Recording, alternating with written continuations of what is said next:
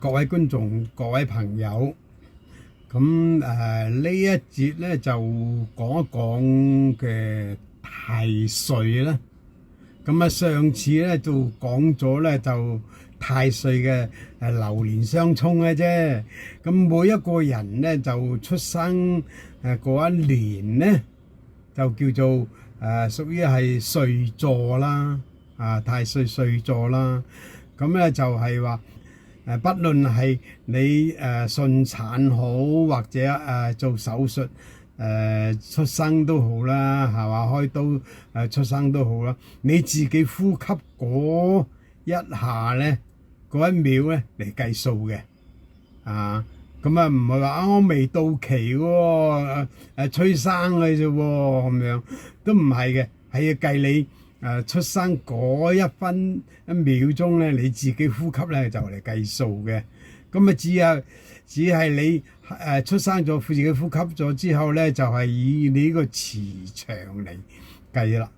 咁你個磁場咧就係話太空宇宙之間啦，有太陽、月亮、地球啦，咁啊，仲有五行嘅金木水火土星啊，咁就天王星海王星咁樣過嚟影響咗你個人嗰個磁場噶啦。咁咧就係你喺呢個太空嗰個銀河系嘅太陽、月亮地球嘅影響之下咧，咁你個磁場咧咁計算咧，你個年月日時嗰個生肖嘅。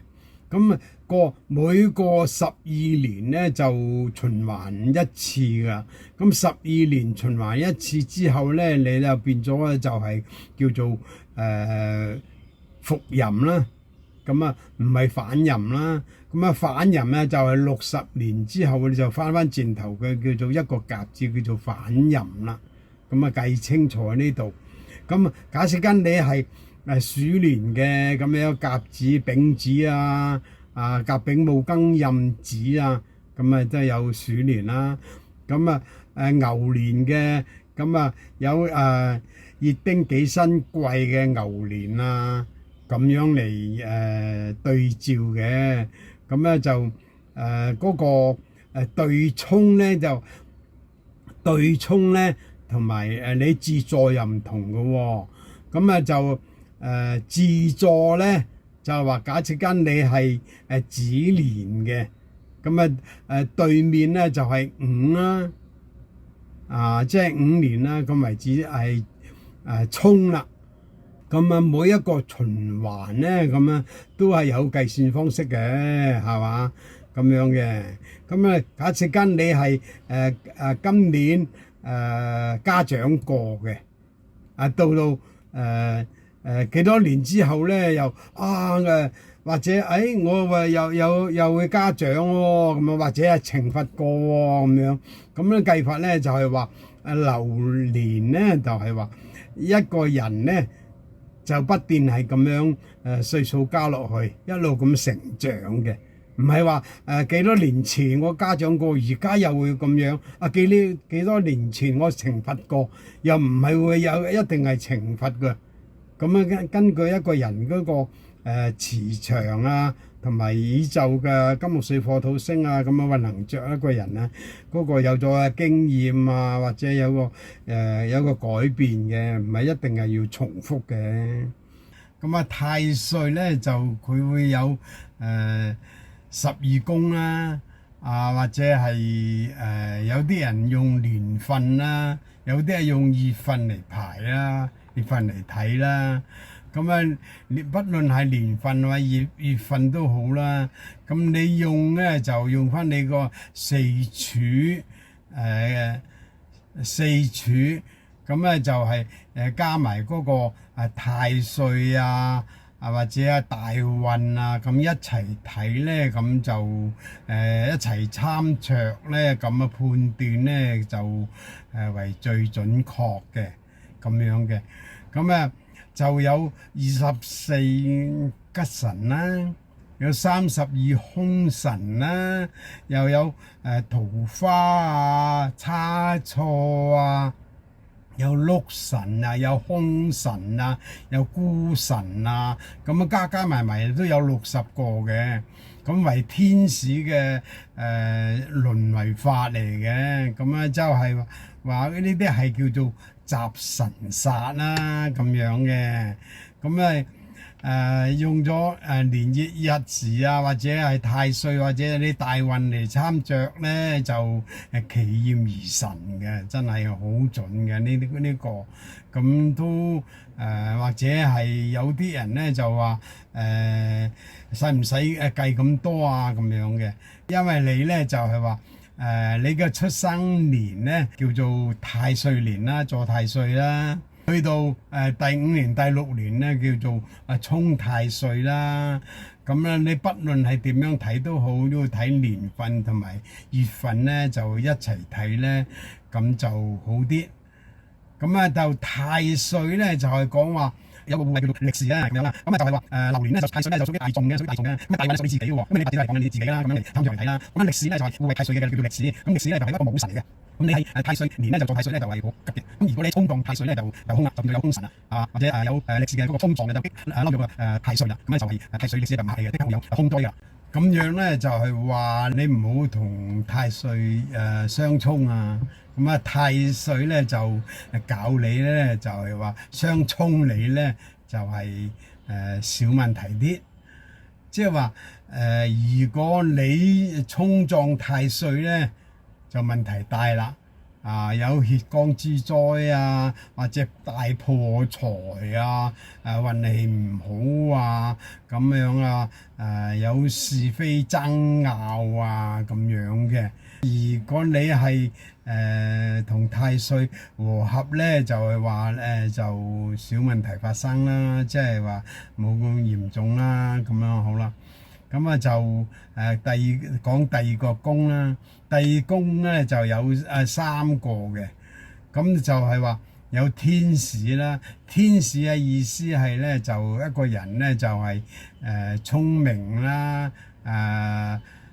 好學啦，勤勉啦，有啲發明啦咁樣嘅，有啲而家個社會咧就有好多創造嗰個條件嘅咁嘅，咁跟住到博士啦，博士即係意思係商標啦，即係同人做生意都唔錯噶，幾好噶都話做得到生意咁樣。咁啊第3個咧就兇亡啦。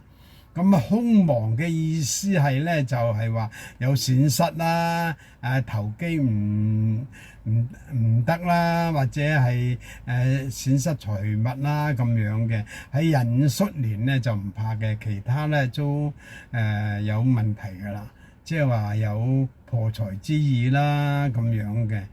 咁啊兇亡咧就係有2種嘅，一種係叫節路兇亡啦，一種咧叫做神兇亡啦咁樣嘅。節路兇亡咧就係話係計年份嚟計先嘅。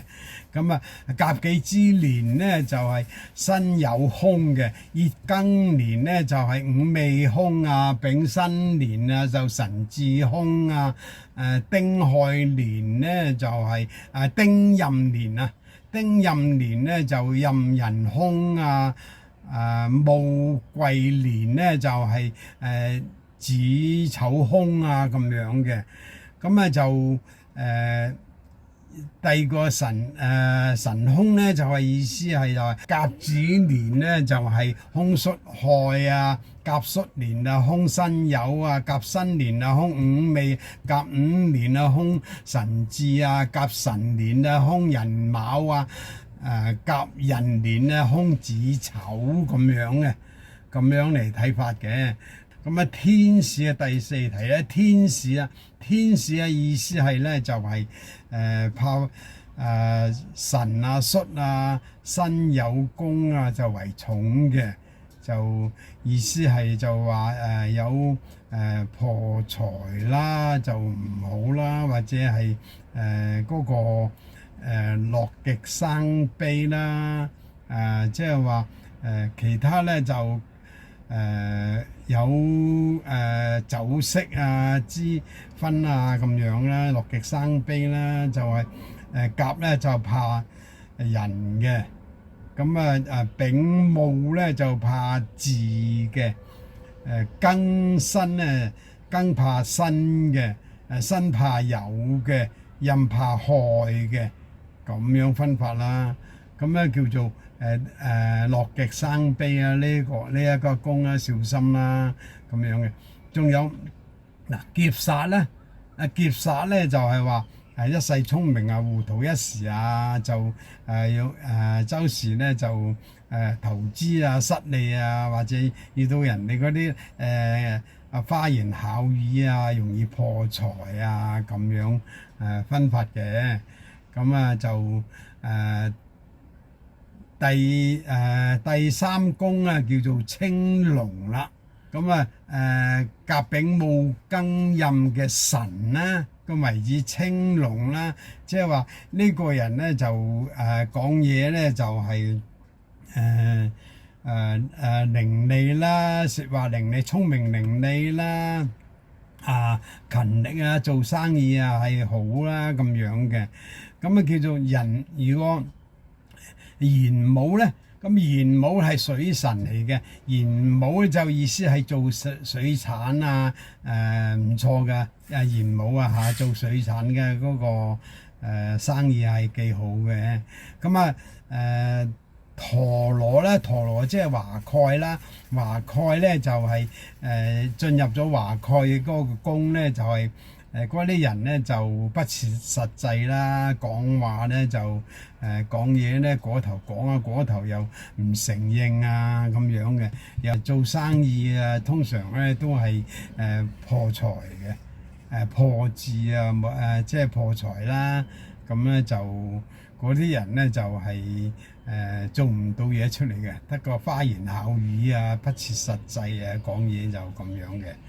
咁咧就喪門咧，咁喪門咧就意思係話校服嗰種啦，咁小心啦，就遇到有六凶啦咁樣，就尤其係見到嗰啲靈車啦，即係喪車靈車啦，同埋咧就拜祭嗰陣時咧就唔好食埋嗰啲拜祭嗰啲物品啊，嗰啲食物啦咁樣嘅。咁暴政咧，暴政咧就意思係講個頭啊，就眼耳啊目啊就有啲問題嘅咁樣嘅。咁或者係小心個身體啊，或者失氣失財咁樣運滯咁樣啦。咁就係第四宮啦。第四宮咧就有三提嘅。勾陳啊，勾陳即係騰蛇啊，就土神啦。做生意咧就做嗰個五穀啊、農作物啊嗰啲啊，或者畜牧啊、養豬啊、羊啊咁樣嗰啲咧就生意又幾好嘅喎，做生意就就小豪啦。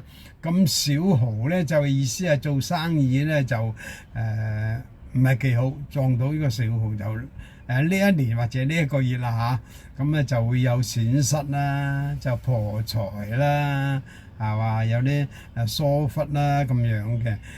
就第五宮第五宮咧就有五題嘅。就話咧合德啦，就逢凶化吉啦，就唔錯嘅，做生意啊，或者同人打交道啊，或者嗰啲田體啊發展啊，都唔錯嘅，幾好噶。三合咧就話三人行邊有我師咁樣，都係唔錯嘅。有朋友做生意啊，或者得利啊咁樣嘅，和諧啊咁樣嘅。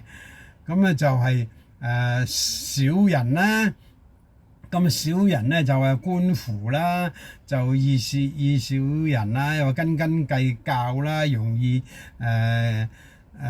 講你個壞話喺後邊啦咁樣咯。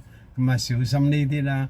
五鬼咧，咁啊五鬼咧就係話有陰符啦，即係五鬼嘅意思係咧就係話財運啊招易損失啦咁樣啦，失意啦咁樣啦，就對身體就唔係幾好啦，係嘛？有劫財劫福啊咁樣啦，即係五鬼啦。咁啊將軍咧。咁啊將軍咧就係遊魂嚟㗎啦，咁啊將軍嘅意思係俾人哋喺後邊放暗箭啦，係嘛？即係唔係幾好啊！都係喺後邊啊講你壞話啦，講壞話又唔係嗌交嗰種喎，係講你壞話啫喎，係咁樣啦。咁啊就講第六宮啦，係嘛？咁啊第六宮咧就係話。天德啦，咁啊天德二德咧都係咧就係有支財啦，就逢凶化吉啦，咁啊有人幫手啦，或者遇到身體有問題啊，就好易好返啦，健康唔錯啦，天德二德都係叫做支財，支財係啲人講話就係話陰間嘅財嚟嘅。無端端有一筆橫財或者發財發咗財咁樣嘅。